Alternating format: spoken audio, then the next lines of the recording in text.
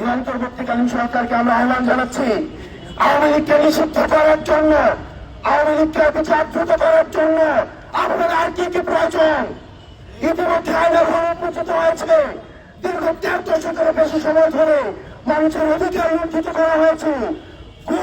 খুন, হত্যা, ধর্ষণ, এই যে নির্বিচারে মানুষ হত্যা, এগুলো ছিল আওয়ামী লীগের ক্যালেন্ডার ওয়ার্ক। আমরা স্পষ্ট করতে চাই এই অন্তর্বর্তীকালীন সরকারের কাছে আপনারা দ্রুততম সময়ের মধ্যে আপনার আইনগত প্রক্রিয়ায় আওয়ামী লীগকে নিষিদ্ধ করুন, যাতে করে যারা আর কখনোই ফেসিবাদ হয়ে উঠবে, যারা গণতন্ত্রকামী, তারা যদি ফেসিবাদী হতে চায়, যারা মুসলিম তারা যদি জালিম হতে চায়, তাহলে তারা আওয়ামী লীগের ছবিটি তাদের সামনে ভেসে ওঠে।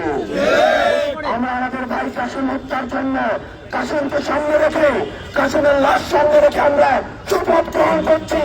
কাসেমের এই রক্তের কায়ভার আমাদের উপরে আমরা আওয়ামী লীগকে নিষিদ্ধ করে ছাড়বো। ইনকিলাব জিন্দাবাদ।